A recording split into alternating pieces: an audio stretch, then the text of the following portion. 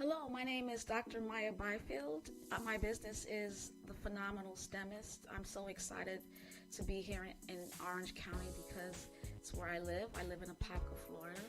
And I decided to make this business because I saw a need for underrepresented students to be successful in STEM, which stands for science, technology, engineering, math. And the best way I can do that is just provide products for parents to prepare them, whether it's a book or online STEM camps or just video podcasting. My goal is to transform this community, especially those who are underrepresented. And the way to do that is to help parents understand their children's minds and basically develop them at different stages of their lives to be prepared for a successful STEM career. Thank you so much. That's why I'm here.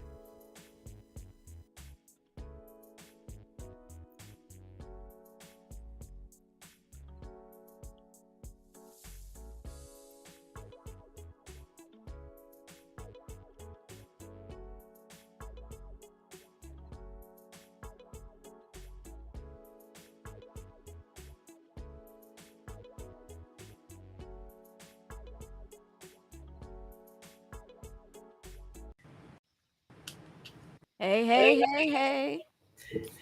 Hello, everyone. Hello, everyone. It's the Phenomenal STEMist. Good evening, good evening, good evening. Listen, I'm not even afraid to have this conversation with my mother watching. How about that? Don't be afraid. Don't be afraid. Hey, Ma, she's the original sexual education teacher. My mother was a sexual transmitted disease counselor. We called them the disease intervention specialist.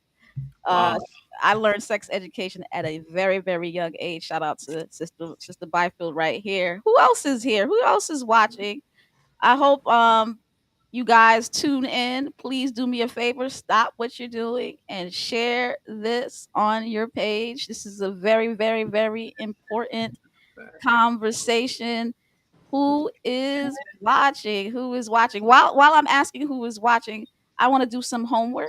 Listen, always remember my book, The Phenomenal Scientist, is on Amazon now. Yes, it is. Yes, it is. Feel free to go check it out. Um, Stop what you're doing and subscribe. A lot of people ask me, where am I going to find this video? It's always on YouTube. Subscribe to my YouTube channel, Dr. Maya Byfield. Just do me a favor, hit that link right now, subscribe, and the notification bell. You can find me on all platforms: Instagram, TikTok, LinkedIn, Facebook, Twitter. Come on. Who's in the house? Who's in the house? Thank you guys so much for joining. Who is in the house? Sheldon and his couples group. We got a couples group on YouTube. This is exciting. I thank you so much, Pastor Brian, for having your couples group on either Facebook or YouTube. You said really, really appreciate your ministry and you bringing other people involved. Brother Semikula is present. Nathan, what's going on? Mr. Nathan Semikula, what's going on? Everybody, who else is in the house? I'm loving the viewership.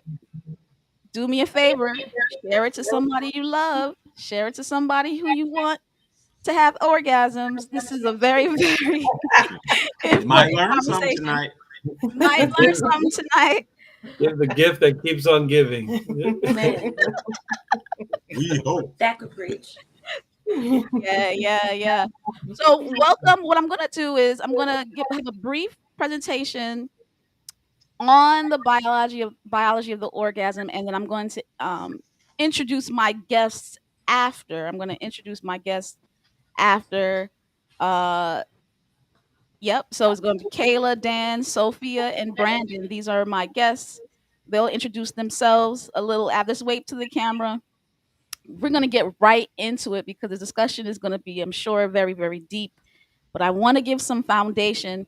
So if you have children that you want to have a good sexual education class for, Keep them here. Keep them here. Maybe not after. Maybe it'll start getting hotter when we start talking as a group. But for sure, I think this is very educational and very tasteful. So feel free if you have a preteen and up, or whoever, however age appropriate you think. I think it's very age appropriate. I kind of, sort of, yeah. To use your discretion. Use your discretion. Thank you guys for joining. All right, so we're gonna get right into it. We're gonna get right into it. Hopefully, you guys can see the screen talking about the biology of an orgasm. When I look at Nice. my, yep, I see the screen on my phone. So let's start the process about what are orgasms.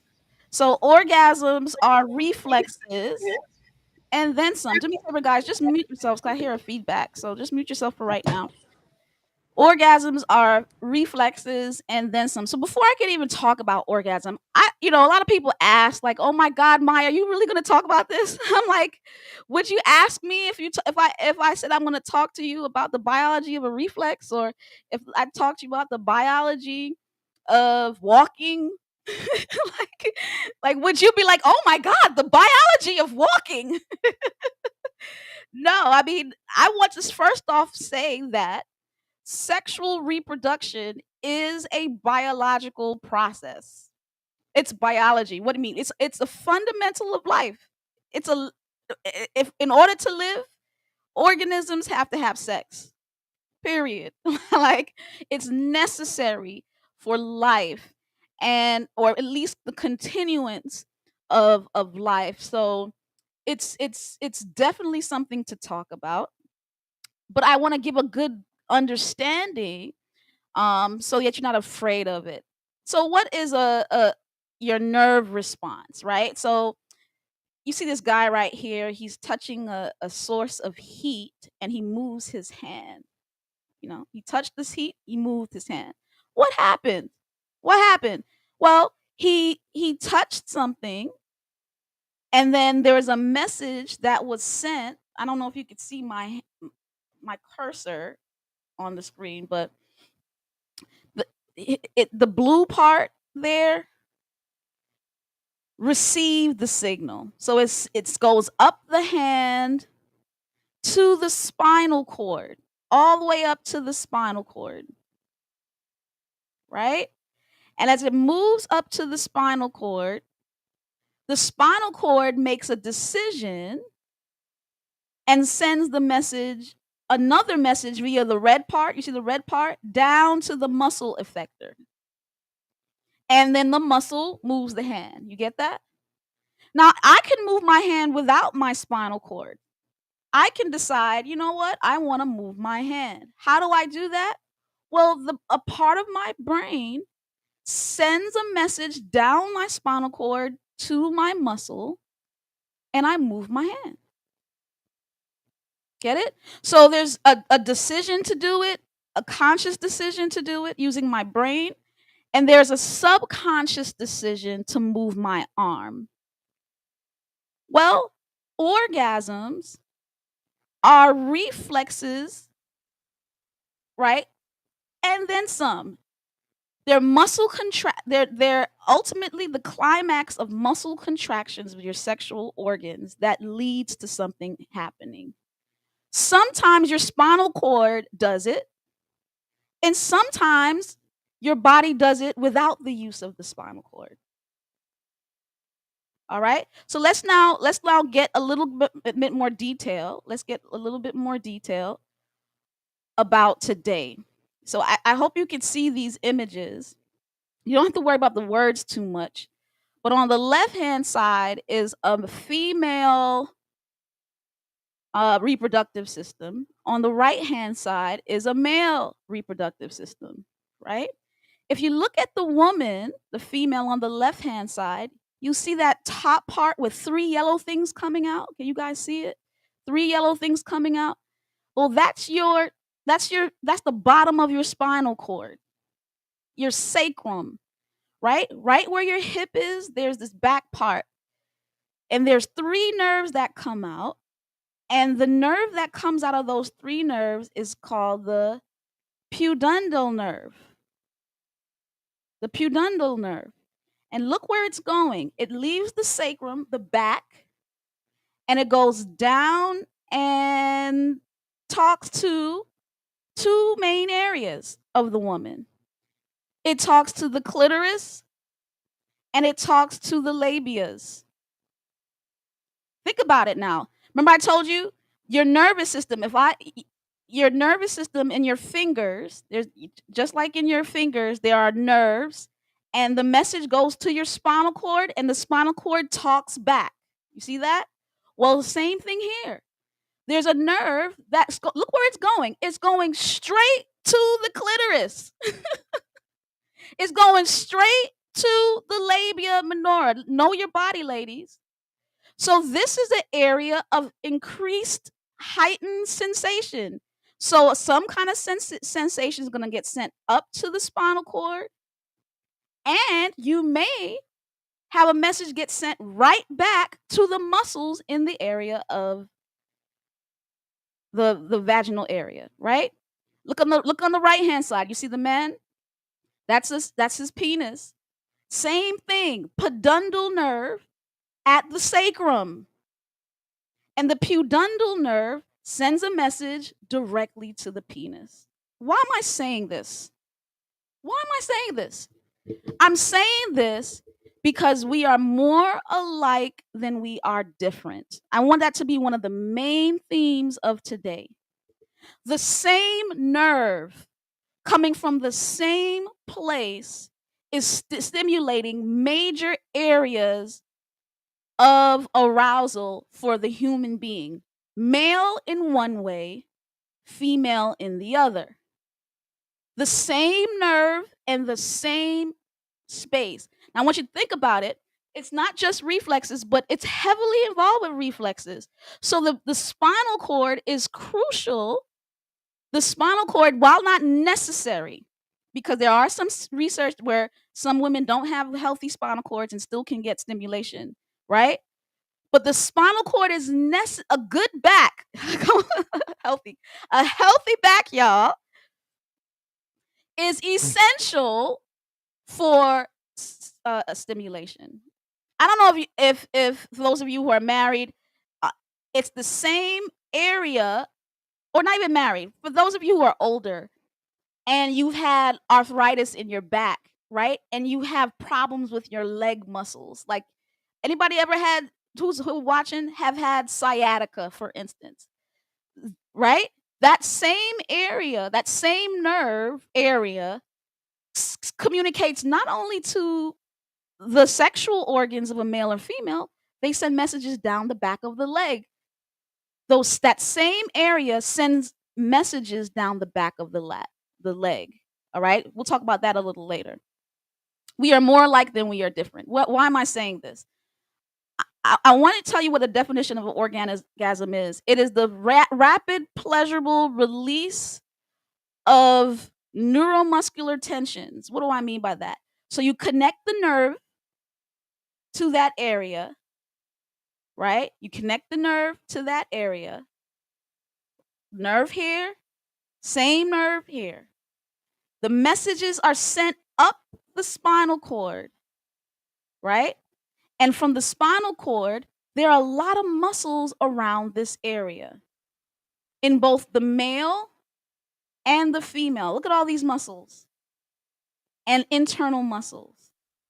The only thing that's different is a woman has a vagina and a man, a vagina with a clitoris, and a man has a penis. They have a urethra. Right? They have all kinds of muscles. I want you to understand, not only are we alike, more alike than different, we are complementary. One of the biggest mistakes I feel that we say the opposite sex. Men are not opposite of us. Look at all these words. All these words, you don't even know what they say. They're the same. All these words are the same. However, one has one to go into the other. We're complementary, meaning we're not exactly the same. Just like I'm clasping my hands. If we're exactly the same, that's easy to come apart. We are mirror images of each other, like our hands, and we are complementary. One works well with the other to accomplish a major purpose, right? We're not opposite sexes. We're more alike than we are different. And what happens is when a man has an orgasm, the muscle contraction leads to an ejaculation of sperm into a woman. And a woman in her vagina receives sperm into her vagina. She has muscle contractions. There's actually theories, we call it the upsuck, where it literally muscle contractions assist in the pulling of the semen up through the vagina. However, there are some situations where women who don't have orgasms can easily get pregnant, right? So do I have to have an orgasm to get pregnant? Absolutely not. However, that the theory of vaginal contractions assisting in the pregnancy process is a consideration. It's a consideration, but it's not the only reason. Orgasms, contractions, climax of sexual activity that leads to a an orgasm is more than just semen entry, but that's one of the main reasons. Okay, all right. I hope I'm being clear to you guys. I hope I'm being clear. I know I'm showing some beautiful pictures. I'm showing some beautiful. Now I felt like this is one of the most beautiful pictures I've ever seen, and I think that we as people, especially Christians, everybody on here is Christians and we go to a church. Sometimes we're a little shy with certain parts of our body. Well, this is a male penis. This is an organ, a male sexual organ, right? What happens with a man is he's normally flaccid. He uses the bathroom through his urethra, the same place where sperm comes out of, urine comes out of. He doesn't have to have an erect penis to use the bathroom, right?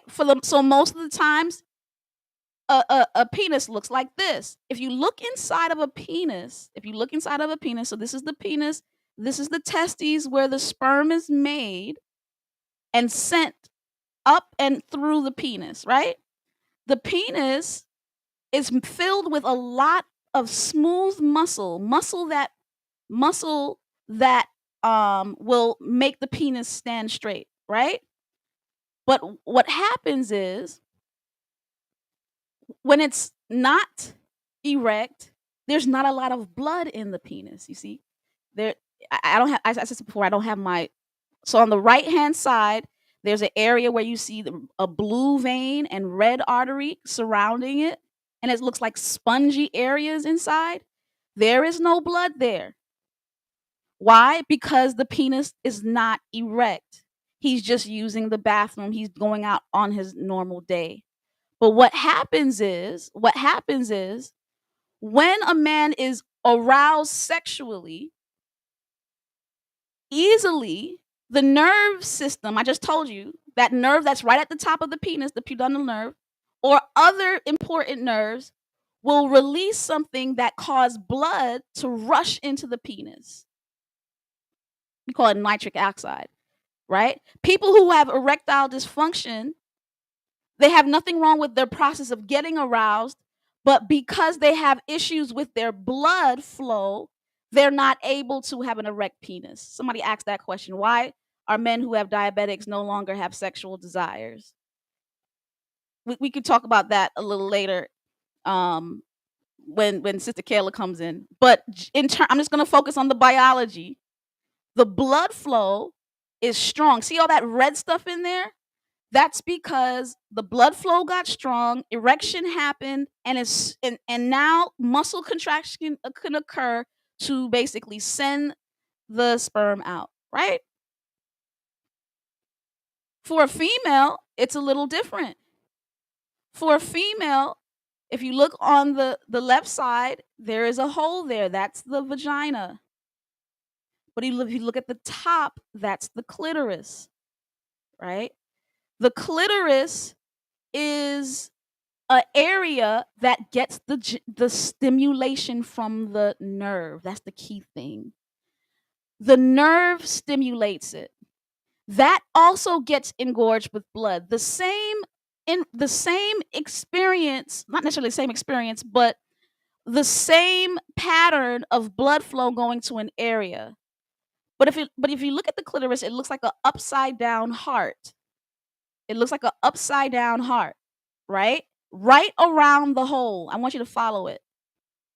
You see what I'm talking about with the clitoris? There's the top part that looks like this, but then the bottom part with these bulbing parts. That upside down part also is essential for stimulation, right? So what happens is when a man uses his penis to go through the vagina, it is very important that that area feels it, gets a lot of pressure, gets a lot of attention. People clapping, people clapping. Like, just like, listen, just like you want the penis to get attention, right? At the top of the penis, there is a nerve. Same thing at the clitoral area. The clitoris is the erectile portion of the woman. It is one of the major parts to trigger an orgasm. And unfortunately, too many people ignore it. I'm gonna sit there for a second. Too many. I don't sometimes forget the man. I'm not even sure if the woman knows what her clitoris looks like. The clitoris is essential, not just the top part, but the side heart part is essential to fill and to receive stimulation through sexual activity. All right, all right. Not only is there the little heart part, that's the bottom part of the clitoris. So a lot of people say like I could get vaginal orgasms. A lot of the times it's because the penis is pushing against the heart part of the clitoris, the bottom portion of the clitoris. It's activating the clitoris even more, the head of the clitoris even more. So sometimes it's not even the vagina that's still happening, though we could talk about that a little later. All right. The base, there are also a lot of glands. There's a lot of moisture there. There needs to be a lot of moisture produced by those glands to ease the process of activation. I'm sending folk to church. I'm sending folk to church. All right, all right, all right, all right. Is it just sexual activity? Is it just literally the penis going into the vagina that can stimulate the clitoris? No, it's not just that. Hormones are also very crucial in the sexual process. So, what are some hormones? So, you have sex hormones like testosterone and estrogen, right? Testosterone is crucial for men, right? We're starting to see, like, yes, while women may have some testosterone to lead to sex, lack of testosterone or actually an abundance of testosterone is not necessarily helpful. So there's sex hormones like estrogen and progesterone. Actually, when it goes down, it's better. So sex hormones are crucial. A balanced hormone level is crucial, number one. But not just balanced sex hormones. There's dopamine. That's a neurotransmitter, but also a hormone that gets placed in the blood that helps you to feel good. It's actually a decision-making neurotransmitter. It truly, what we're starting to see is the more and more that gets into your bloodstream, it's a learning like, oh, I should do whatever I just did again. It's a learning drug. Like whatever I just did, let me do that thing again. That's it's a drug, but it also it's what attracts us to the person. But then there's this oxytocin hormone. This is crucial. Oxytocin, I heard someone say this and it disturbed me, where this man said that women need to have sex with their husbands so that men can produce oxytocin. Oxyt- Oxytocin is a hormone for both male and female. Just to remind you what oxytocin is, you see that woman on the right hand side? The oxytocin comes from the brain and it goes into our bloodstream, and it's what causes the baby to contract out, meaning the uterus, contracts and pushes the baby out of a pregnant woman. At the same time, when the baby is born, a woman will have the baby and breastfeed the baby. And the baby, when sucking on the nipple, the message from the nipple will be sent to the brain, and the brain will produce oxytocin to tell the breast to contract out milk. Women have heavily high amounts of oxytocin, and especially during sex. That is the same contraction of the vaginal area for pushing a baby out is the same contractions for sex. When a man is sucking on a woman's nipple, just like a baby does, it's going to produce oxytocin. There are some women who can get nipple orgasms. Why am I saying this?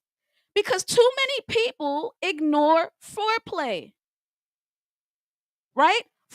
Or oxytocin is one of the crucial hormones that will assist in a woman's orgasm. But if all you're trying to do is let's getting on, that ain't gonna cause an orgasm for a woman.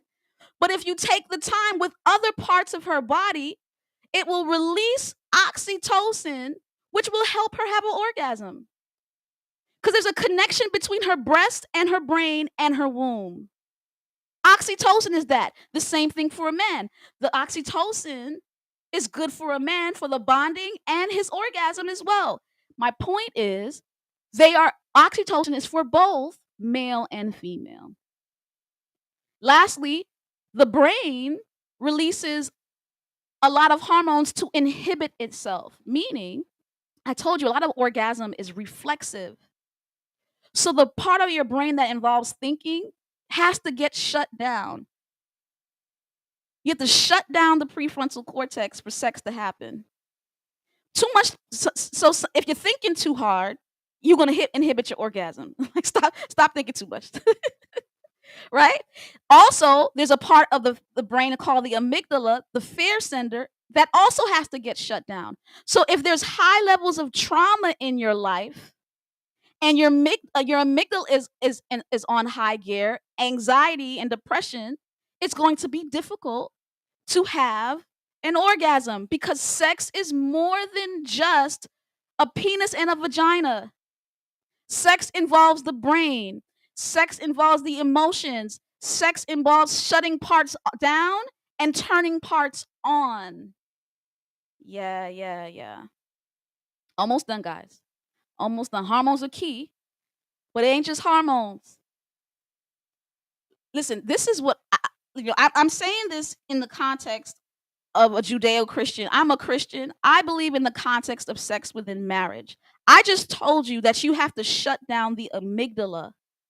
I just told you have to shut down the prefrontal cortex to have a healthy sex life. How are you going to do that if you don't feel safe? The safety of marriage, the safety of monogamy is essential for even the best sex life. It's a shame. I just said there's a biology orgasm gap where heterosexual females are having less orgasms than homosexual females. How is that when literally our bodies were created complementary for this process? How is it? How is it that we've allowed the world to dominate something that literally God has created us to do. Like, we have been literally created to do this thing. We have been created to do this thing. And there's some people who have injured spinal cords and injured this and still have orgasms. We're seeing that the brain is coming through somehow. And not only that, it's a spiritual thing too, that we can't even understand in the mind. And if we can grasp the high spirit, like I said, it's both male and female, this concept of running around with multiple people, for a male is just as dangerous for a woman. I'm talking about emotionally. I'm talking about mentally. We wonder why so many men have premature ejaculations, and men cannot have exciting sexual experiences, or they have it short-lived sexual experiences. Could it be that they themselves don't even feel truly safe? They themselves don't even feel truly safe in the relationship. But when you feel 100% safe emotionally in the relationship, when you tune into one another's bodies to the point where you are literally activating their parts, and you then are doing what you are created to do, like listen, all I'm going to say is one more thing. We were created to do this thing. Like, our bodies were made complementary to do this thing. We got to have our body, we got to have our body in it, know ourselves, know our bodies. We have to know, we have to have a clear mind, right? And then when you do it in a safe context, both male and female, when you do it in an emotionally safe context, it will be explosive. Orgasms will be explosive. All right, that's pretty much my talk in terms of just giving you the background. I said I would give half an hour on just the basics biology of everything. I hope it was. I hope I didn't rush through it or talk too much on. What you guys think? You definitely didn't rush through it. Nope. So how many credits we gonna get for this? I feel like I was in your class. I did the conversation. That's the conversation. How soon? That's what I felt like. But that was great. Good. I'm glad. It wasn't boring, was it? Like, I don't know. I hope it was good. Let's see what people are saying. No, but I do want some credit hours. No. You want some credit? Let me get through these CEUs real quick. Yeah. I'm hearing people say, many people don't know their own bodies. Yeah, I hope this. I love your mom. She got it down pat. Yeah. I'm glad. I hope now people know what their bodies are made up of. As I said before, maybe there were some parents that felt they could have their kids in. They got a really, really good study on the sexual organs, at least. Yeah. Mm-hmm. Yeah, the married people, we plan to do the lab part of the course after this meeting. Mm-hmm. Let's get in the lab. We're gonna get this extra credit real quick. Yeah. So anyway, I wanted to talk to you guys about the orgasm gap. So I gave the example. We'll start with the concept of we are more alike than we are different, right? And did you guys know that both sexes had the same nerve that led to the stimulation of the area? Did you guys know that? Well, I learned something new today. So okay. I was taking notes. I didn't realize, especially with the muscles and all the diagrams, and I'm like, wow, I could see the parallels there. I was like, wow, I learned something new today. Yeah, it brings. And this is why it baffles me. Oh, go ahead, Kayla, please. No, I was just gonna say, this is why it baffles me when you have ignorant men who believe sex is just for them. Like, who told? Do you not know my body is made of? Do you not know the biology? But a lot of them don't. That's why they talk the way they talk. But yeah, just the fact that we are so similar. So this is not just for you, it's for man. It's for humans. Everybody. Exactly. Yeah. For sure. There's some quick, fast facts. I was doing some research on this too about orgasms. Orgasms release endorphins, known as feel-good hormones, which may make people feel sleepy, relaxed, and happy afterwards. Orgasms do not only occur during sexual stimulation. People of all genders can experience orgasm disorders. An estimated 1 in 3 males have experienced premature ejaculation. And this is also interesting. Transgender people are able to have orgasms after gender reassignment surgery. Yeah, those are some interesting facts. And to your point, for men, you could have or people could have orgasms without genetic stimulation, especially in men. Right? You have young boys having wet dreams. Why? Mhm. Because either sexual activity or REM sleep, meaning when you're in the midst of your sleep and you're just about to wake up, that's when a lot of people have dreams in the REM, rapid eye movement. Their brain is highly active. Their brain is highly active, and so while they're sleeping, their brain will make them have an orgasm. One other fact too, I found this very interesting. A lot of females and ladies don't realize this, that this research that I've been looking at was Masters and Johnson's. They are a big proponent on sexuality. Research suggests that there's a percentage of females who have ejaculations can range from 10 to 70%. So there's a 10 or 70% of females that do experience female ejaculations. Yeah, and that's coming from the muscle. Yes. Right? And some people say the heightened orgasm during a G spot. So the G spot is the top part. So just if you look at the vaginal canal, the top part right underneath the bladder. That's why sometimes you might want to urinate first, because you might stimulate the bladder for urination. So that happens. But before I school you, I forgot to introduce who's here.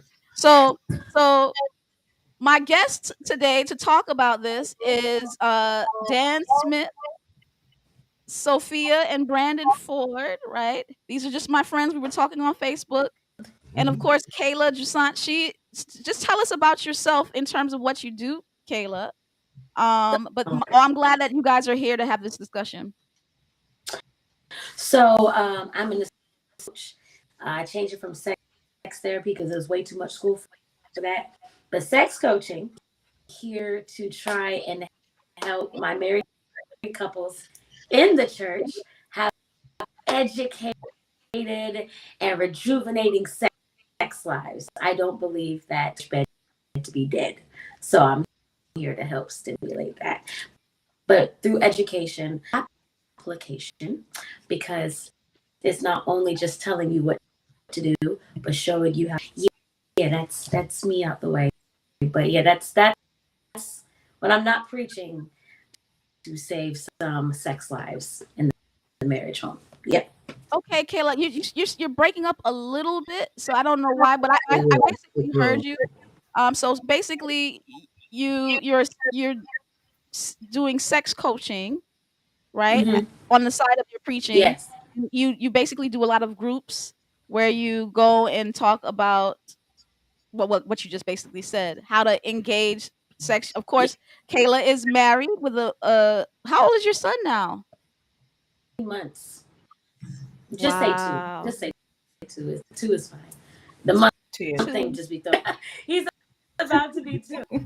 So yes. Wow, amazing. And Sophia and Brandon Ford, you guys are married 5 years now? Coming up on 5 years. January will be 5 years for us. And Dan Smith is married 18 years? 19 years. So we have I am single, I am single, but I know I freed some folks. See, you can learn from That's you can right. learn from single people.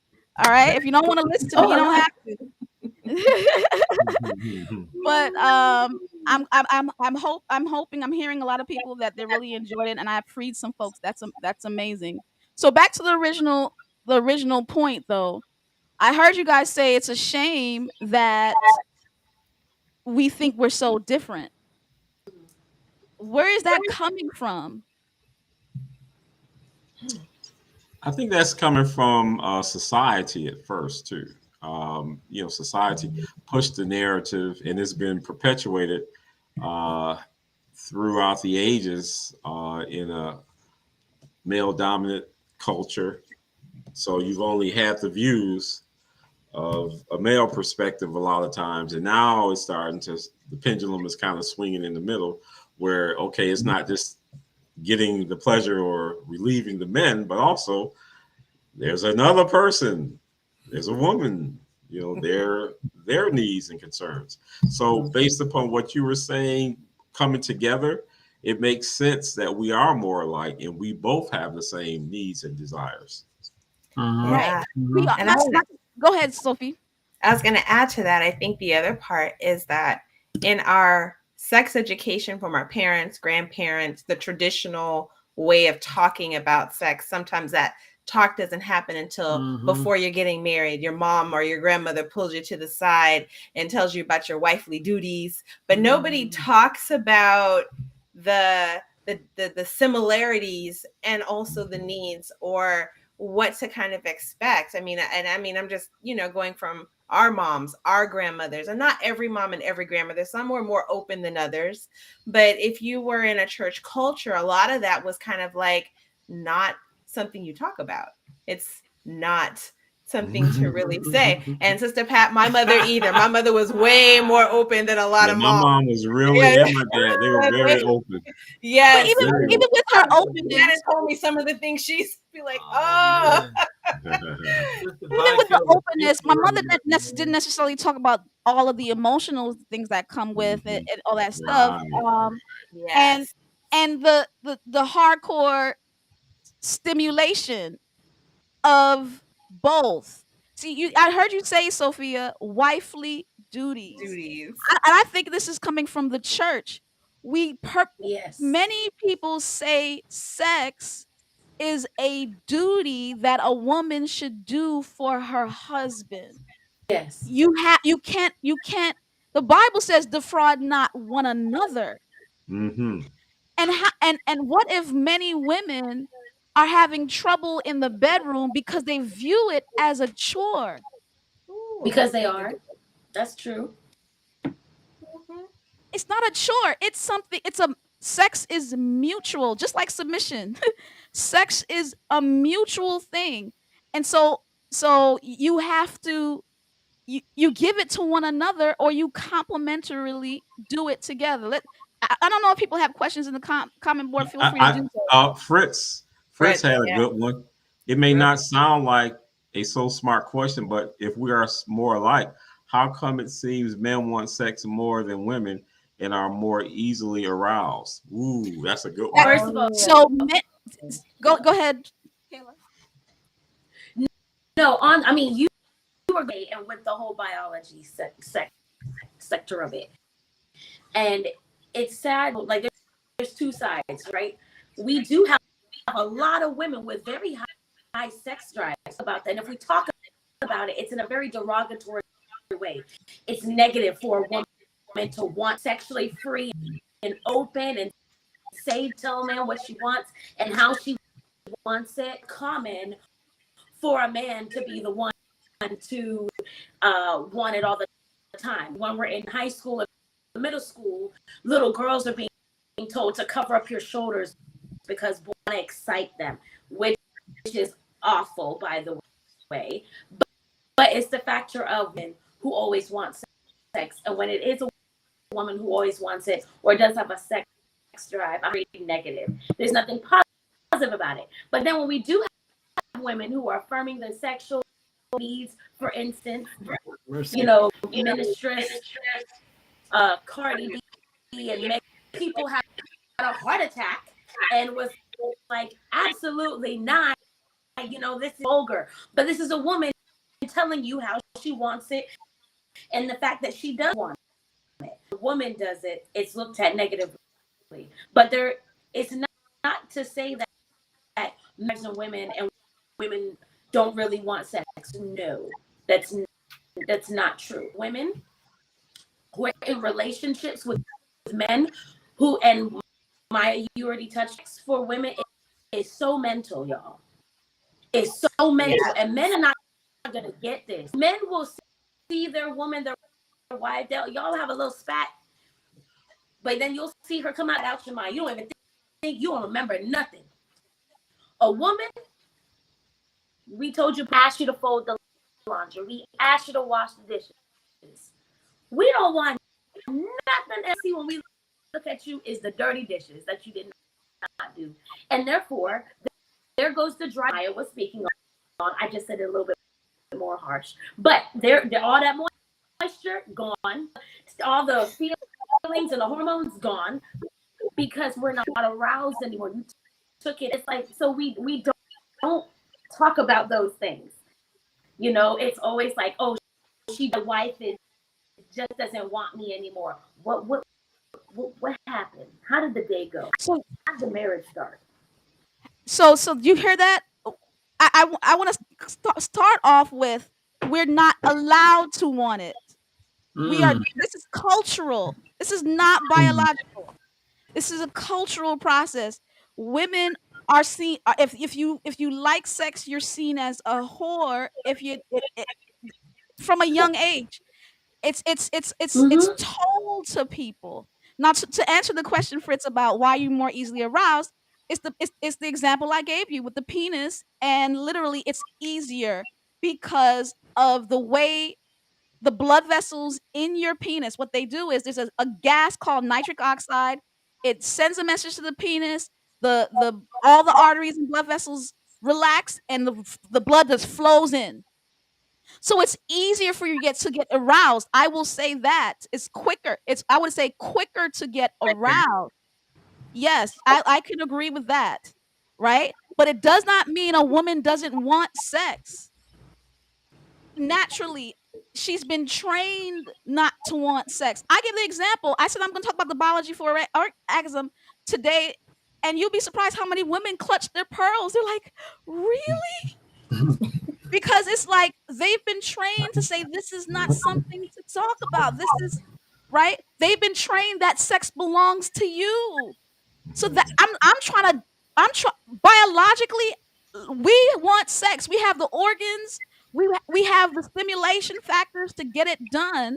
We do. But remember, it's a brain thing. I have to shut my prefrontal cortex down. I have to shut my amygdala down, right? To be totally free. And if I don't feel safe emotionally, because as Kayla said, you are emotionally abusing me, or you're not catering to my needs in certain types of way, right? I have to get hormones in my blood. The hormones have to then move from my blood to my vagina. You see the difference? With you, there's a direct shot of nitric oxide to your penis. But with me, the hormones have to go inside the bloodstream, and now it moves from the bloodstream to my areas, which stimulate the glands. So it's a slower process, no doubt. It's a slower process, but once it's started, it will happen. It's one. and what you're saying is so true on so many levels. And we need to be careful not saying men in general or all men, because there's different. And I'm just wearing this T-shirt, Dan the Man, because I'm saying things from a man perspective.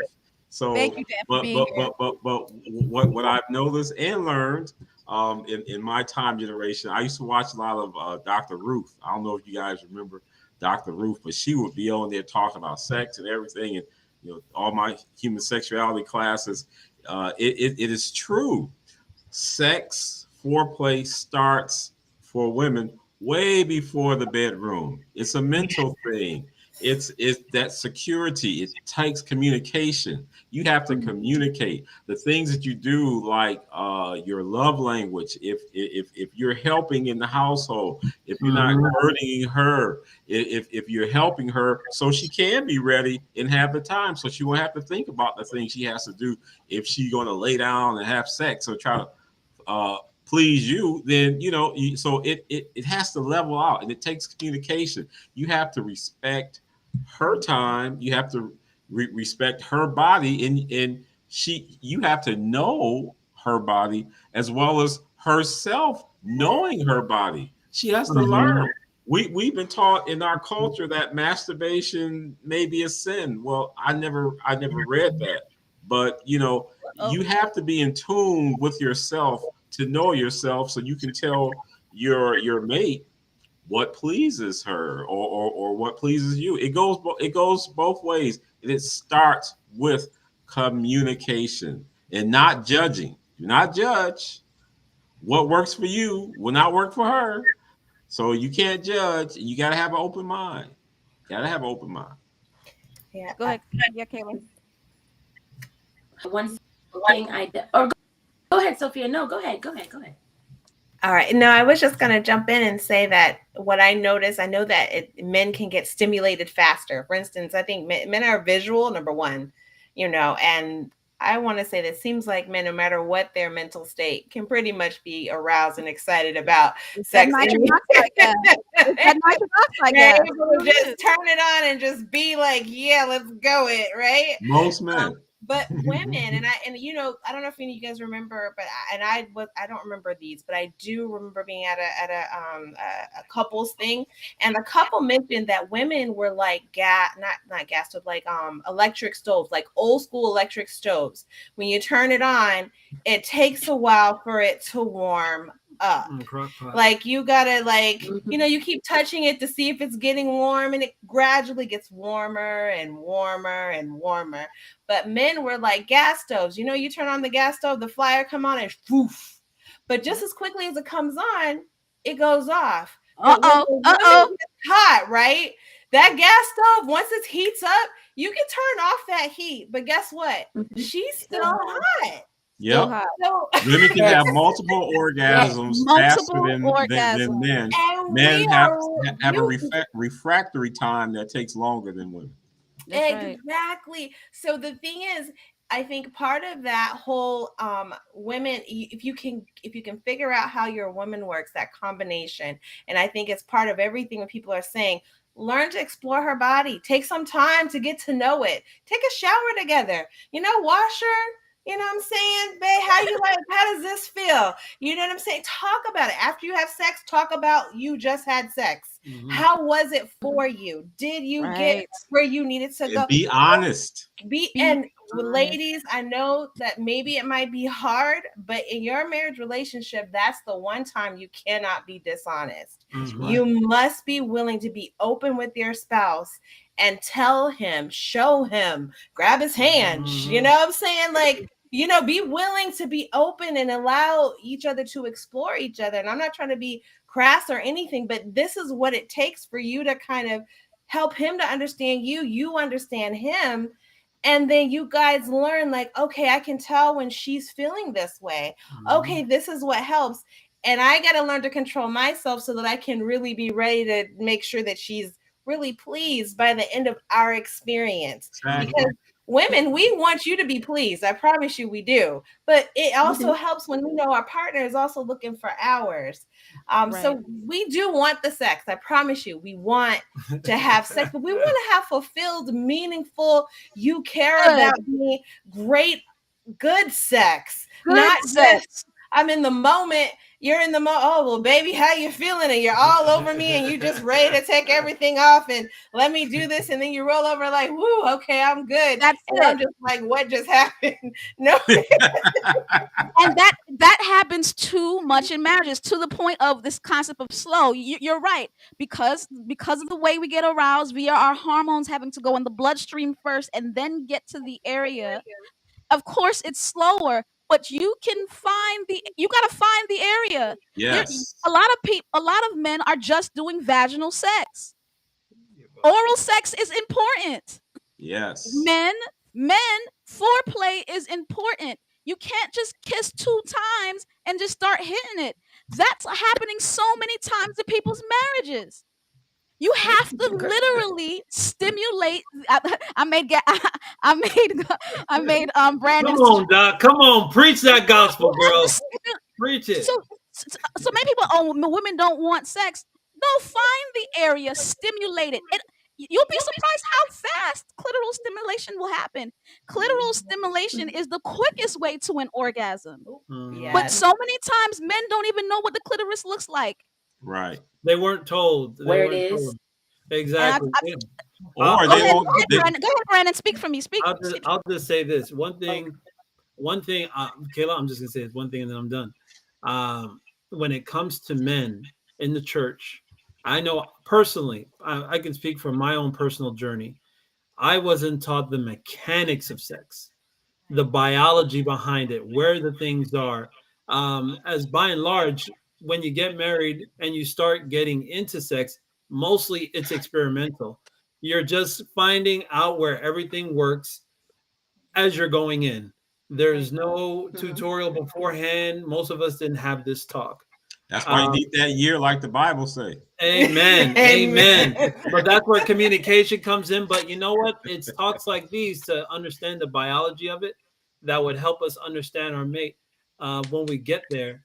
Another thing that I thought that was helpful to me is while you're having these conversations, number one is good. Number two, you're listening to your wife intently. And number three, while you're in the act, actually pay attention. I think a lot of times we just go and we close our eyes and then, we're just in. But pay attention to what's happening to your body and pay attention to what's happening to her body. Have a look, be sensitive, see the flutters that are happening, the subtle movements. Sometimes she really just can't tell you in the moment what's actually happening to her, but you can see her body will never lie to you. What she tells you might, but her body will never lie to you. And then you can have that conversation afterwards. And that's where the real good communication comes in. By the way, when this happened, I noticed something. What was going on there? Have that communication. That way it opens up the door for her to really, you noticed that. Well, this is what I was feeling, XYZ. Yeah, Sister Byfield just put it. It's all about communicating. It really is. Yeah. Go ahead, Kayla. That includes the bad stuff, I just wanted to say that. It wasn't comfortable. It's okay to say that position wasn't comfortable. Right. Yes, so what it's okay. I was gonna say. Oh. Yeah, I know that you're right. Before Sophie said we were on the same page. Me and Sophie was on the same page. Because what I struck couples and things, I'm like, y'all, with the lights on, operation. Okay? What do you say? Hold on. You said with the with the lights on. With the lights on. Say it again. Play a game of operation, right? Trying to figure out what works. And we say, not that one. Just like how in operation when you touch the wrong thing. Because communication and seeing. But even to even get to the point where you're doing it with lights on and not lights movies do it, you know what I mean? Because I feel like media has a lot of us, right? A lot of us think that sex has to happen at night, bed. It has to happen with everything closed. All these things to be, right? But that's no. I can't see what it looks like at night. I don't anyway. But two, because I can't see anything. Turn the lights on, do it. Talk about what works for me and what works for you. Like we said, communicate. It's the biggest thing. And saying no. And even before we can even, like my lovely couple at the bottom said about communicating and even saying the things that we have to feel safe. Too many of our, whether we've been sexual, and I don't want to admit that we've been sexual, it's the fact that when we went to say, I really didn't like that, the opposite person or you're offended. There was a huge offense. There was an argument. There's no understanding. There's no wisdom. Before y'all have sex during the day, y'all need to be praying for, saying, God, give me wisdom just in case I don't like this. Give me a heart that's going to take some construct. It's not going to affect my ego. Because what I've noticed, especially talking to a lot of single men in their relationships or men in and out of relationships, their ego, the men at the moment, when you say, hey, I actually didn't like that very much, they're said, well, the last one liked it, why don't you? Wow. You can't go in like that, though, right? I met a couple. I'm just trying to be on clear for the people. Her fellatio oral game, right? She was using a lot more teeth than needed or should have, right? And I told her that. She was very offended and stopped giving it altogether. Okay? Oh. Let me learn. How do I? But it was offensive. She was already offended. A safety net, or I should be able to feel safe in my relationship to say, just a little time around. There should be that. There should be that. But that's with anything. But sex is relationships that a lot of times, this is why women, because who do get offended easily, we don't tell them that that's not the clitoris. Why? And nowhere near the clitoris at all. We're afraid to say it because we to be upset. We don't want to hurt his feelings. And women, the same thing with the women. There's a lot that I don't like that, or that's a little too rough. But they're afraid of what that outcome. Yeah. So you have to. I agree. You have to be able to communicate, but you have to be able to take constructive criticism. Right? That's so key. And what you said was, I love that you said the Hollywood has. I think Fritz said that too. It's always in the dark. Yeah, you turn on the lights. I like and truly, a lot of the times in the morning, your Yes. body is fresh. Morning sex.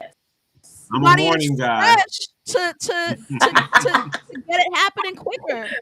So, turn on the lights. Look at the body. But here's the thing. What if there's a lot of shame? There might be a lot of Yes. shame Yes. that women have for their bodies. There might be a lot of shame that men have for their bodies, and they don't want to be seen. But so there needs to be, you need to deal with that in therapy.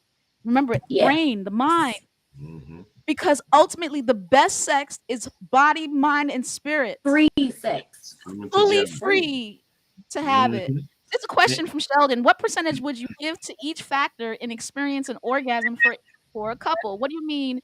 I guess to each factor, what percentage would you give to each factor do you understand his question? I'm not sure if I understand his question. I just need to know what factors he was referring to. And when he says each factor, does he mean biological, emotional, mental? I don't know. Not sure. And to answer that question, if that's the question, I think men, in order to have great sex, still also need to have emotional safety, a spiritual. I think a lot of men aren't having as good of sex as they think they are. Right. Because they are having it promiscuously. Mm-hmm. They think it's right. I got something I want to say right here before we pass on. The best thing I believe you can do for a man to make him feel safe in a sexual environment is to tell him it's okay if you mess up. It's okay if you mess up. It's okay if you don't get me to the promised land. That's right. On every single time we do it. Like, it's okay. Because in our society right now, men as a whole, our manhood is linked to our sexual prowess and how well we do in bed.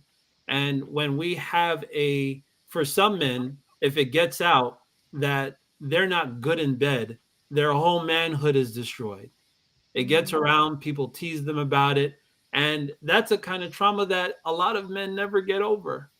It takes years. They get married, have sexual experiences in marriage, and they still can't, or they ejaculate too early, or they have problems with erections, erectile dysfunction. This is the sort of thing that takes decades to repair. So just the fact that you can tell your man, listen, it's okay that I don't get there this time. I know I still love you, and we're gonna try again next. We're gonna try again next night. We're gonna try again tomorrow morning. That's why it is so important, Maya, to have programs like you're having, so that we can reprogram our thinking and re-educate how we've been trained to think from decades of misinformation, uh, lack of knowledge, ignorance, just things that's been passed on because my mama said or my daddy said this is what I know, my friends, instead of being educated ourselves, And I just like what scripture says in Hebrews 13:4. Marriage is honorable in all, and the bed is undefiled. But whoremongers and adulterers, God will judge. And I like, we focus on certain parts, but I like that last part where it says God will judge. We don't, it's not our job to judge. It is not our job to judge. It's just our job is to educate, learn, be accepting. And be a great example. Get it on. Forget about what those people are doing over there and how they, because some of them are having better orgasms than you. How about you be the full example of what the image of God is? Get it on with your wife.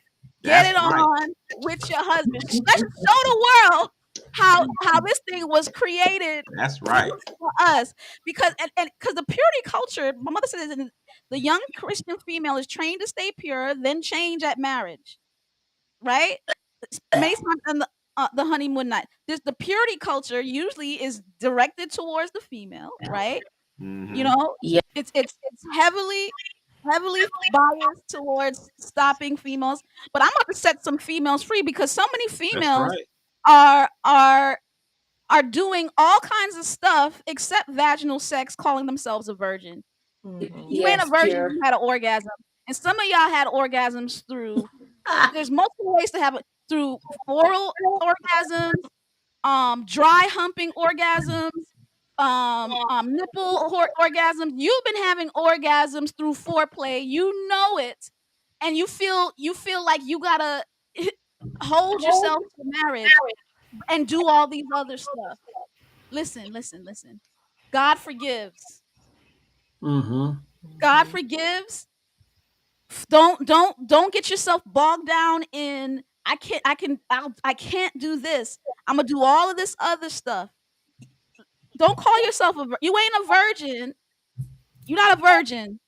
I'm setting you free. I'm setting you free. You've been having orgasms without vaginal sex, and you're calling yourself a virgin. You're not a virgin. I'm setting you free. And there again, we have these concepts that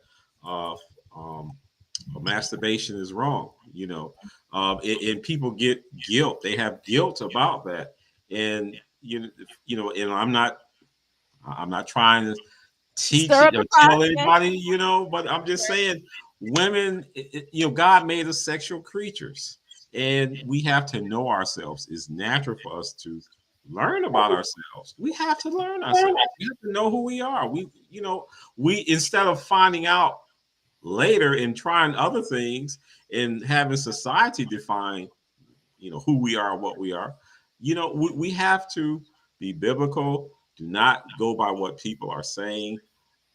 Search the scriptures to show yourself approved, and know yourself so you can be a better person to your mate. I like your mom's question. What about sex on Sabbath? Hold on, I'm coming. Brandon has my mom and my aunt. My mom. I'll go after Taylor. father's sister. She's like, we're loving this conversation over here. There ain't no proof. Oh my God. I didn't know Auntie Yvonne was here. What's up, Auntie Yvonne? Oh my God, this is hilarious. What about sex on Sabbath? Go ahead. Listen, that purity culture church. Listen, the purity culture of the church needs to go. It's inhibiting the example of what God ordained for man and woman. I'm not even going to talk about what's wrong or what's right. I don't even want to get into that argument because that's that mindset of what's wrong and what's right. Like we safety of marriage, the safety of marriage is the most explosive sexual experience. Go find it if you do it properly, right? It don't matter when you do it. It's a creative action. I believe you could have sex anytime you want to. Right. As long as the marriage bed is undefiled. For the I was just safety about to say, experience. where when you say that, you got to qualify that though, Doc. Let's talk about the marriage bed undefiled, right? I believe that I believe that anybody can do anything they want to. I do believe that. That's their choice to do whatever they want to. The safest sex is the sex that doesn't send you to the hospital for any means. Yes. If the type of sex that you're doing requires you to have medical attention, it's not the healthiest type of sex. Yeah. It's not. You have the right to do it. You have the right to do that. I'm not going to argue with it. I just went through the biological process, and there are some parts of the body that are literally made for each other. Like literally made for each other. Right? And so things that have to require you to go to the hospital, I don't think it's a wise way to have sex. Everything else is game. Right? In the marriage bed. Everything else is game, period, because people don't even believe in the Bible, y'all. For people who don't believe it, I'm not going to tell people what to do if they don't believe in the Bible, but I'm a believer in the Bible. I'm a believer in the God of creation, and I believe that we were created for this, and let's do it well. Yes. And we can do it well, doing it well. I like that song. Okay. I know Kay got something to say, man. Go ahead, Kay. You got something to say? Y'all. Are you muted? Are you muted? Muted. No, she wasn't muted. I think it was the delay. Go ahead. Try again. Can you hear me now? Yes. Just the factor that once again, we're coming back to shame and guilt, right? Because there's a lot of people I can't ask. Once again, y'all, as somebody who's trying to be a sex coach, I'm just very about things. I get all types of people, not just super Christians. So there are some people who are just like, I would really want him to, kind of do, or I want him to be aggressive. But what would the church say about that? Oh, I really want to do BDSM, but I'm not really sure what people are going to say if they find out I have all this stuff when it comes to outside thinking, right? And how you guys get down, because there were just some penis to vagina people. Let them do that. You know what I mean? And that's what people. That's what there are penis and vagina. I only do it in the bed at night. People. There are people that hold occasions, baby. If you can hold out an orgasm to once a year, you do in my house. Absolutely not. So it's the factor. In my house. It's the factor of what works for you, right? And finding out and having them not trying to get confirmation from too many. And when it comes to understanding what you like and experiencing that and going, sure you and your spouse are equally yoked. I can't tell you how important that is. And couples, the somebody's up here and the other person is down there because they're gonna think about them. And it's just, but once again, here we go back to the main point. Where is this coming from? We mentioned very briefly about the purity culture. I can't wait. We're gonna smash all of these horrible theologies. Women who have been saving themselves for some man eventually, too confident that whenever if this is what they decide to do, that when they find him, baby, it's not hiding in the bathroom, having to call Dr. Maya about how do I do this, because and there's a lot, and it goes both ways. There are men who finally get to and praying to God for, and they don't know what to do. They don't know. We're both a dear. Do you use it? I don't know what's supposed to happen now. There's so much education that needs to have to be a freedom. There has to be a shedding of shame and guilt. If there's anything, and as well, I spoke to a woman. I was kind of talking to her through some things. She said it's her husband because she had an ex who would use sex to manipulate her. Whenever he wants it, she feels shamed how to be free. She doesn't know how to get naked. She feels shy. All in her past has made her feel some type of way. And now that she's finally married to someone, know how to enjoy it with that partner. Like Dr. Maya said, y'all, therapy, sex therapy. They will go through all of those things with you, talking about traumas. A lot of us still got exes and horrible sexual interaction in our head. They're in our beds with us. They're still there. They're sleeping right now, have not been set free yet, which is why you ain't got no orgasm. Just don't know. That's that what you said is powerful. I'm hearing it's a little choppy, but I don't worry, guys. I know you got the gist deep. of it. That what she said was so deep. And remember, I told you about the brain, the prefrontal cortex needs to literally shut down. The amygdala, the fear center, needs to be shut down so that you could be at your freest point. But many people have been traumatized in their childhood through sexual molestation. So there's no judgment as to why there's some sexual dysfunction here, right? But we got to deal with the issue. You got to deal with the issue, because in order, especially for women, if you have these poor memories about it, it's going to inhibit the process. Yes, it's naturally going to inhibit the process. Some people need therapy before they enter a relationship. Yes. To go to that level, you because you have to be whole. You have to be as whole as you can get. And if you're like, hey, we all got baggage, we all got issues. But if you're neglecting to deal with those deep-seated issues of being molested by an uncle or anything, or aunt, or if you've been taken advantage of by a pastor or anything like that, and you're not having therapy, and then you get into a relationship, it's going to come out. Your partner will say, hey, what's going on? Is it me? Or it's so you can't think that you can mask these problems and go into another relationship, or even if that other person that you're with, you need to address those issues. To have a healthy relationship, you have to make yourself whole. Do you know how many boys were molested by women? Talking about, I had sex with an older woman. No, honey. Yeah, I've heard that's a thing. I've heard that's a thing in church. Yeah, you didn't have sex with an older woman, young man. You didn't have sex with an older woman. You were molested, and it's affecting your marriage. Some of you were promiscuous because of your molestation.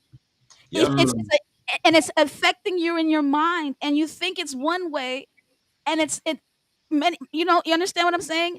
It's not leading to positive sexual experiences for your partner nor yourself, because you were molested by a woman who you brag about saying that you got an older woman. Nah, she molested you. Or even women who say that they've been molested by some other women and some older women in the church. That's So, right. but then there's hope, because you can get therapy and you can become whole. There is hope, though, right, Maya? There is hope, and there is hope. I'm telling you, you get that therapy, cognitive behavioral therapy, and watch your sex lives change. Do me a favor, Kayla, if you can turn your phone or whatever you got. Let's see what other people are really in the comments, y'all. I was Howard said going to say, yeah, Howard's comment. I was would say key. that, yes, mutually agreed upon. Yeah, Everybody's box is different. Everybody's sexual box is different. And I want to say Kayla brought it out about, some are just, sexual organ is sexual organ. That's just where they're at. They're missionary and they're going to be missionary all their lives. And if missionary works for them, great. And maybe some only got like 3 different positions in their box. But you can make your box as big or as small as you both can mutually agree to make it. Babe, let's try a blindfold one day. You want to just try it and see how we like it? Or babe, I saw these Let me handcuffs. tie you up. I saw, yeah, I was thinking we might try a closet, maybe not the bed this time, or what I'm saying, like your box doesn't have to stay that same One box. way. As long as you both can mutually agree upon, hey, we will try this. I liked it, I didn't like it. Okay, you don't like it. We don't have to do it again. We can, or I don't feel comfortable yet to try that. You know what I'm saying? That is there's no, I like what Matt said, if it sends you to the hospital, it's probably not a good idea. I'm not telling y'all to do too many things outside your box, but it's okay to add some things to your box, a little spice, a little, maybe bring some things from the kitchen into the bedroom. You want to work on that oral game, it's the flavors help. I'm just saying. Unless you get sent to the hospital for not being able to stop having orgasm. That I believe that's a very good problem to have. I will say this. Concerning what you mentioned about purity and culture. I think that just the part that man has put his spin on, that's the part we need to get rid of. I think purity culture needs to go. Right. And the way God originally intended purity to be needs to stay. And that is basically saving yourself for a spouse. That's for a human perspective, and saving yourself for God from a spiritual perspective. I think that when God said that in I think it's chapter 5, the Sermon on the Mount, he mentioned about sinning in your mind already. Before you even commit adultery, if you just picture the sex in your mind, then you have sinned against God already. And I think that's where you can tie in masturbation as a way that you could actually sin in your mind. Now, I'm not the person or the authority figure to say and point to you and say, you young man, you have sinned, and I'm telling you that you need to go and handle that from that standpoint.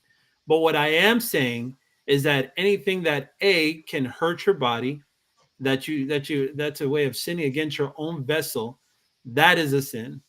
I can say that if you in your own mind are making sexual images in order for you to get off or stimulate yourself, again, that is a form of, well, you've already sinned in your own mind. So to me, those are things that should be seriously refrained from.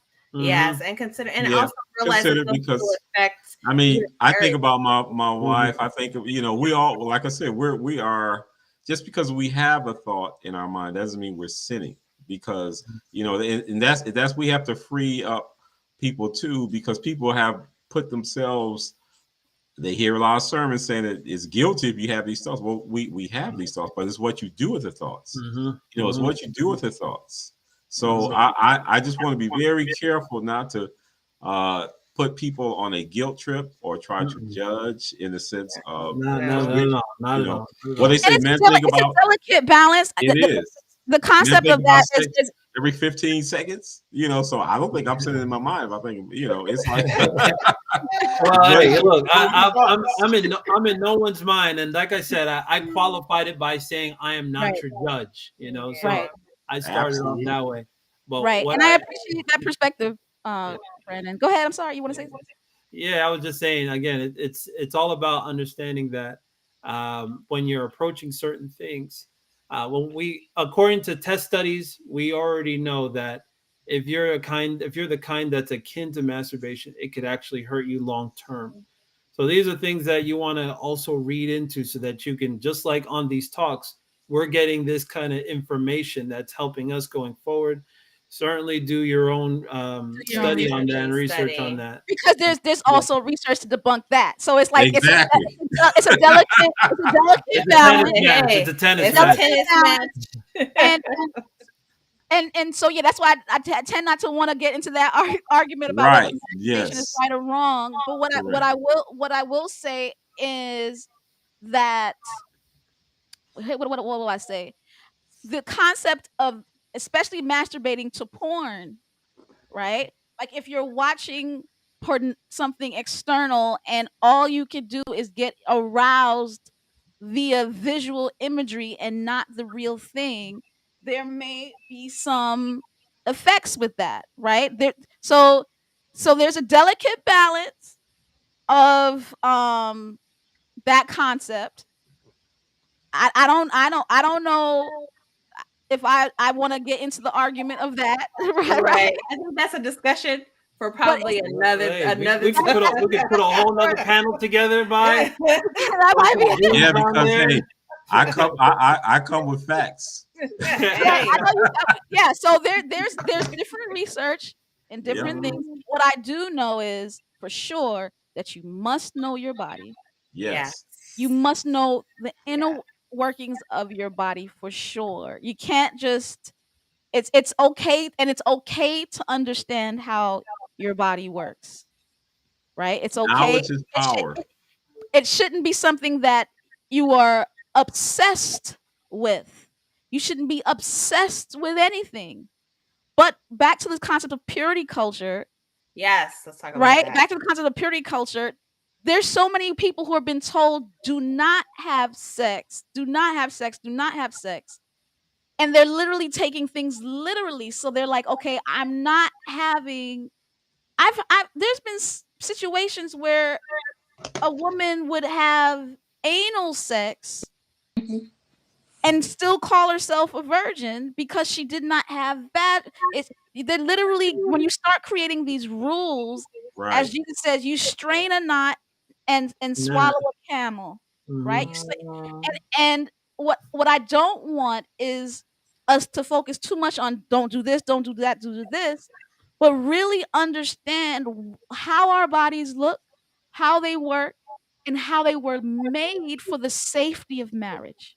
Yes. And I They were want to say, yeah, sorry. and the safety of marriage is deeper than monogamy. The safety of marriage is deeper than monogamy. I believe sex involves a spiritual thing, but that's my Yes, faith. it I does. can't say that scientifically. I can't say it scientifically, but that's my faith. I believe it with my whole heart that sex is more than just even stimulating the clitoris to get a good orgasm. There's a spiritual component to sex that is explosive that can only be done in the context of marriage. And sex can be good outside the concept because there's people who have good sex outside the concept of marriage. It feels good to them. I just believe that when you have body, mind, and spirit Oh, yes. together, it is Complete. more explosive than the other way. Absolutely. And so let's just go based on that and believe it that way. So all you single people, there's so many single people are just not getting married, myself included, and we're wasting God's ideal, because we're just playing around, playing games. Like, forget the games. You think sex is good as a single person? Imagine as a married one in the context. So I'm not jealous of you. I ain't jealous of you, Brandon. But I No wanted need. to talk Get about you a hubby. I Join wanted the to talk party. about the purity culture the way it's done currently too, and how it affects the joy that you get in the marriage. Like you have this explosive combination that you're talking about, not just a physical connection, but a spiritual, emotional connection. There's a safety, there's communication, there is just what God created for us to experience in a marriage. And yet somehow we have taken what God meant for joy and pleasure, and we've put it in this thing that the way that it's been taught is, you know, and I don't know if we're going to do the purity culture, like my husband said, it needs to be taught both the same to both the men and the women. Watch out now. There you go. It's like the both of us, both complementary pieces need to understand the importance of waiting until marriage and the gift that sex is within the confines of marriage. It needs to be presented in the beauty that it is. Sex is good. Sex is something that was a gift. Sex is something to be enjoyed. But the way it's taught now is no, sex is bad. Like you end up, and we were talking about this earlier, the more you say something, you create grooves in your mind, and you start, the more you repeat it, that groove gets deeper and deeper and deeper. And so if you're in that purity culture, you're just kind of like, oh, I shouldn't have sex. I shouldn't have sex. Then you get married and it's time to have sex, but you've got a groove that says sex is bad. Even though you're in a place we can't do that. Right. And then if I do it, I don't feel good about it. I feel guilty. I feel like I got to talk to God and ask for forgiveness now, or I feel dirty, or I need to go take a shower now and kind of wash off what I feel. Like this is a whole nother level of psychology that is happening here. And now this is something that you have to give me, or this is something that you should give me. I've decided not to do anything anymore with anybody else. This is now you're the one that's supposed to give it to me. So it comes even with men. Purity culture makes sex a demand, a chore, something that is a duty for him versus a means to please her. Yes, a connector. A deepening of the relationship. The more you come together, the deeper the relationship should come. Now you've got one side feeling like either I have a duty or I'm afraid. Yes, and then you have the other side where the men are like, nope, I waited all this time. I'm finally in it. You're going to give me what I'm supposed to get now. And it's no longer what it's meant to be. Mercy. Yes, go ahead, Kayla. So I can. Yeah, go ahead. Okay, a couple of times, but while y'all are saying these great things, you know what comes to mind? I love me some Mythbusters, okay? Because I every now and then I'll turn on new music on things that's going on right now, and I'll hit listen. So much explicit content that we know in music, but it's been going on, so it's not just simple to say that this generation is just wild, because there's a lot of others that were doing in a way. These ones right here, okay, these are the proteges. But my thing is, a relationships, our marriages with our partner, listening to music that explicit, that tells women he has to be 8 inches or bigger, tells men if it's not dripping, soaking wet, then a good vagina, right? That tells women it's gotta all this squirting, this has to happen, or something's wrong with you. All of that, when that is not factual, that a lot of times doesn't do that. There is something with your makeup that doesn't allow you to do certain things, and it kills me when I do hear these couples or these women or people talk. Well, he wasn't this, so I had to let him go, or I can't enjoy my marriage because I thought he was going to be before we got married. And it's just like, we are to enjoy and work with what we got in our hands, and that is a problem. That is a problem. when we are allowing so many of you tell us how we're supposed to hear it, what we're supposed to do. Somebody right now, baby, lube is a blessing. Please use it.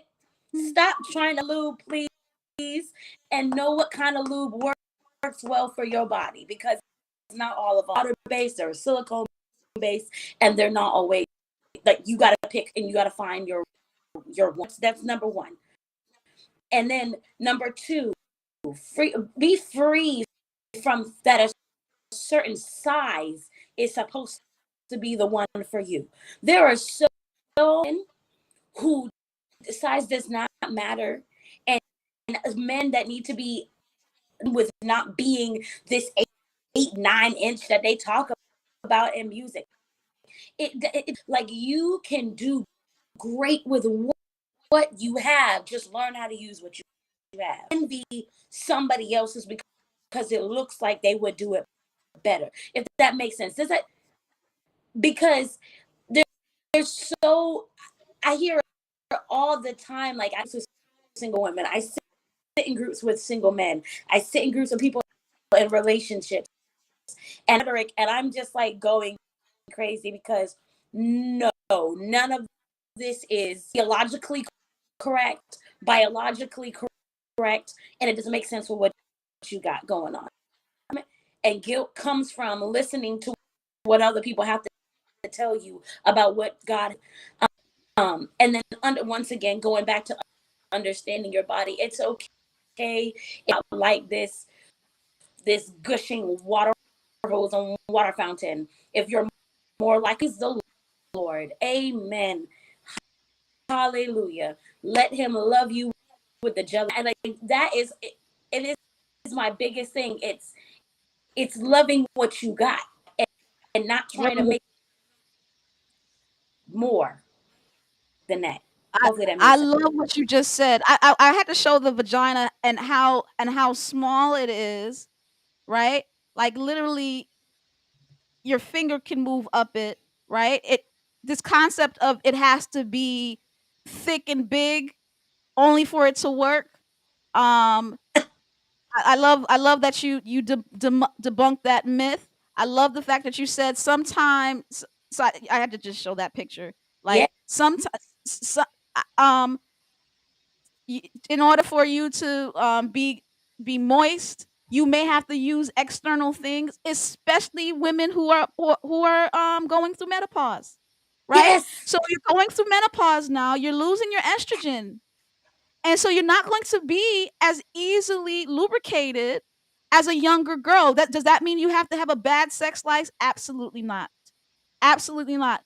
Understand your body and what your body's going through right now, and do what you need to do to get what you to make it happen. Do what you need to do. Amen Don't to judge that. yourself. Don't Don't judge. judge yourself. Don't. I love the fact she said, brothers, if you don't feel big enough, don't judge yourself. Ladies, if you don't feel wet enough, don't judge yourself. Do what you need to do to make it happen.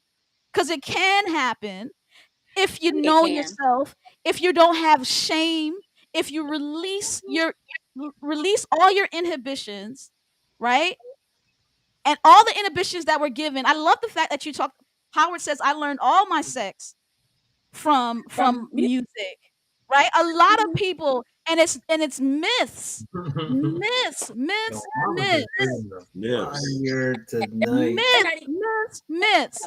and so and unfortunately, parents aren't telling their children the truth. Yep, that's true. Not telling us anything. The parents don't say anything. Mm-hmm. They let the false. I love that you said the movies. I love that you say, oh, it's always at night, always in the dark, always in the shade of the dark, like always in a bed, right? Always in slow motion. It trains your mind as to what things are supposed to be like, versus making it happen based on. And I talk about porn. Men get in trouble for porn all the time, but women watch soft porn all the time, and so they read it too. Y'all be reading it. to see how it's done before we get into bed with him, so we don't look crazy. But let me tell you something, sis. Different times of stopping. She's had to refresh her makeup about five different times. That is more in the beginning. It's all fake. It's like WWE. It's not real. Sorry, Right. I get passionate about that because it irritates me. People just compare their lives. No. Don't compare your bodies to the models. Anyway. So and to the gentlemen too. Don't compare your wife's body to the like. That's the danger of that. All right. My mother says there are many seniors who still engage. Absolutely. Amen. Especially since Viagra happened. They had a Viva Viagra. So they had a news report about a certain what was it, nursing home where I think chlamydia was going on around the nursing home because the seniors were getting involved. Yep. The Villages is one of the highest incidents of STDs. Yep. The Villages. Yes, it is. The Village, just to let you know, the Villages is a retirement community here in Florida, and it's the highest prevalence of STDs. And when it happened since the introduction of Viagra, the introduction of Viagra made it happen. And just to let you know what Viagra does, it's for men that did not have the ability to let their blood vessels flow lots of blood into their penis due to other issues, other health conditions. Talk about health conditions. Listen, brothers, if you want to have sex for a long time, you better stay healthy. That's because right. Diabetes and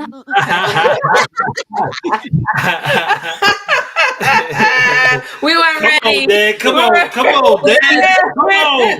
on. High blood pressure. These are well-known diseases. Sister Dimitri talked about it earlier. It messes with the blood flow. Mm-hmm. Like you said, it's much easier. It's much easier for men to have erections because of the intense blood flow into the penis. But once you, through some type of disease, mess with the blood flow, right? It causes issue. Same thing with the arthritis in the back. Remember I told you about that back? You know how sometimes you have an orgasm and the leg moves, right? Because it's the same muscle from the sacrum. Shaking that leg. Yeah, the same nerve from that sacrum that hits that spot also hits that leg. That leg curls up. That just to let you know the biology behind that, right? It's the same nerve. Toes curl up. The toes curl up, the leg curls up. Why is that? Because you hit that nerve. Brothers, go to the clitoris and the labia where that nerve is. That's where the nerve is. Man. You send a message to that nerve, it's gonna go to the spine, and the spine is gonna send a message right back to the body. And muscle contractions are gonna happen. Listen to me. I hope I'm teaching folks. Hallelujah. Oh, yes. I gotta learn all that. As a matter of fact, from now on, I'm gonna start doing more back rubs and all this spine talk. Right at the sacrum. That's right. There. Seriously, right at the lowest part of the back. Right at the sacrum.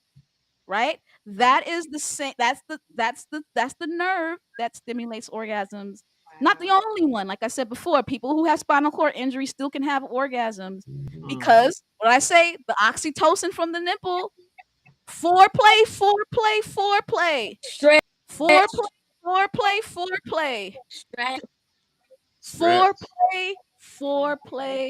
Foreplay, gentlemen. Gentlemen, the quickest way for your wife to have a good orgasm is the time you take in foreplay. Quickies are good. Quickies may be good for when she's ovulated, when she's younger and she's ovulating, right? She's already hopped up on hormones. Listen, she might actually take the quickie from you if she's ovulating, is all I'm gonna say. You're gonna have to try to catch up to her because she's hot like fire and she needs to come on now, let's make it work. So be intentional. Okay, she had her period on 14 days. So those of you who don't So for those of you, this is for people who have regular cycles. It's for people who have regular cycles. Gentlemen, if your wife has a regular cycle, on the first day of her period, count 14 days and be ready for a quickie. We got an app for that, Maya. Quickies We can got happen. we got an app for that. You know, we got an app for that. We can follow that App thing for on the that. Yeah, you got follow apps for that in that. rotation. Absolutely. There was something that you guys were talking about, size and all these different things, right? And all I can think of is God designed for us to be with one person. If we would just follow God's design and wait and have the patience for the gift that he has for us, you wouldn't have anyone to compare to. You wouldn't have any preconceived notions of what you wish you had gotten when you opened the package, because you wouldn't know anybody else's package but the package that you have. It would just be, this is the only man I've known, the only woman I've known. And you fit together like a glove because nobody has come in before anybody else. Amen. And you don't know the difference between whatever a man has been gifted by God and another man has been gifted by God. And so if we would just be patient enough to follow that design, then you would have less of those insecurities in the bedroom, because you both come with the same level of knowledge, the same, you're in the same, y'all both rookies. You're both rookies. You both don't really know what you're doing. And if we just had a better view of the gift that God gave us versus fearing it, being excited to open it, allowing that excitement to build up, to know that as close as we've gotten to God and he's brought us together to be husband and wife, we get another level of closeness once we enter the marriage bed. And it's that positive, excited, I can't wait, to be with you kind of thing. That would just change. It would change so much. It would just, I just feel like, in the church, that is something we should be really trying to encourage our young people to understand and grow up with, that thought about marriage, about sex, about being with somebody, versus the fear, versus the, oh man, I might not be big enough, or oh, I might not get wet enough, or oh, I might not have whatever I'm supposed to have, but more so of that connecting with God, allowing those connections to be made rightly, and waiting to open that package.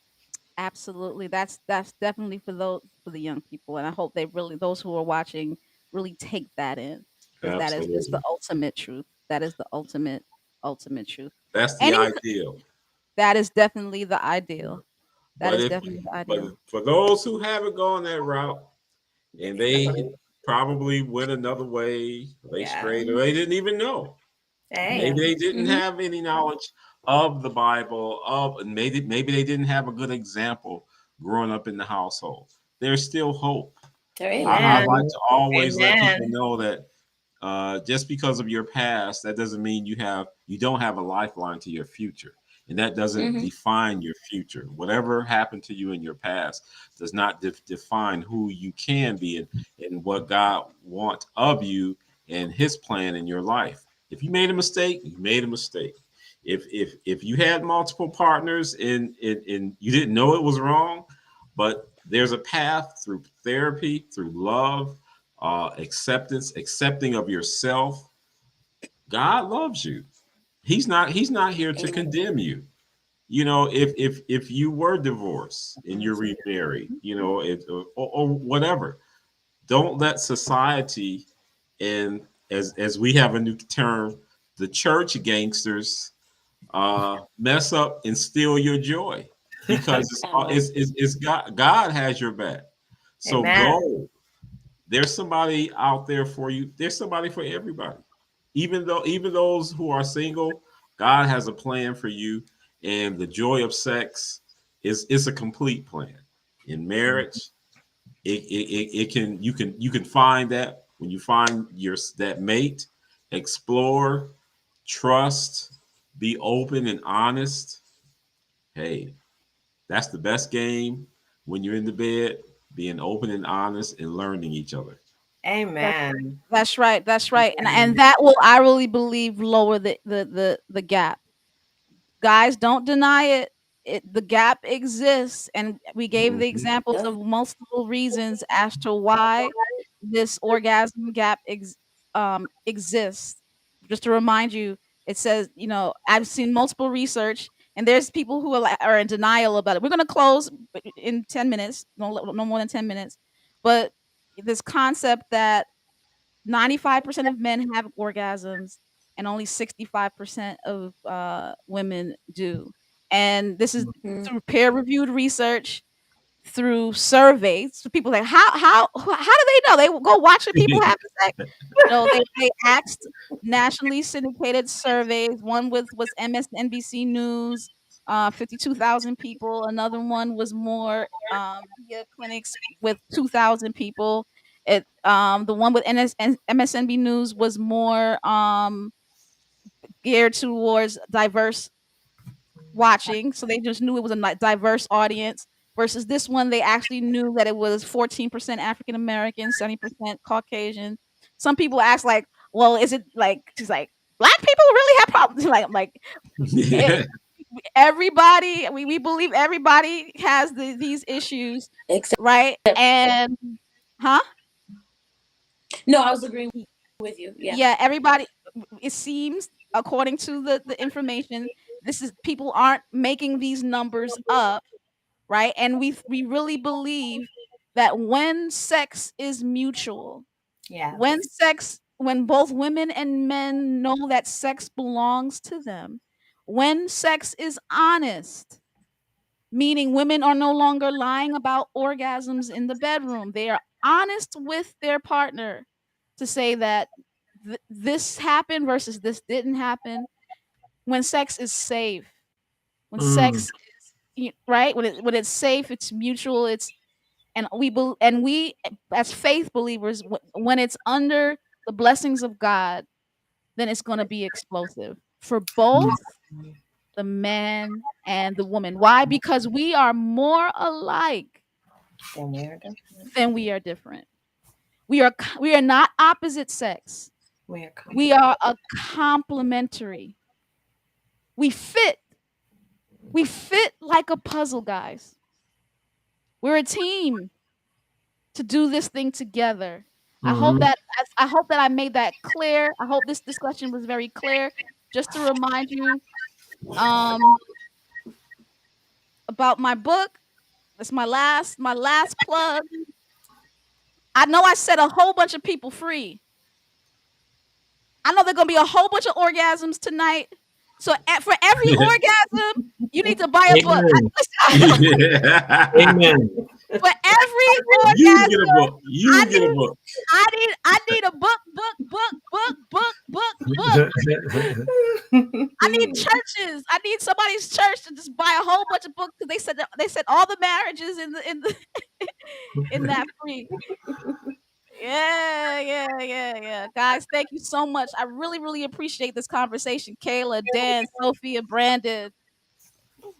Everybody out there, did you guys appreciate the conversation? Just put it in the chat. I would love to hear that you enjoyed the conversation. Put an eggplant in the chat if you enjoyed the conversation. I want to see some eggplants and peaches in the chat. Come on. Eggplants and peaches in the chat. Come on. I want to see them. Put some eggplants.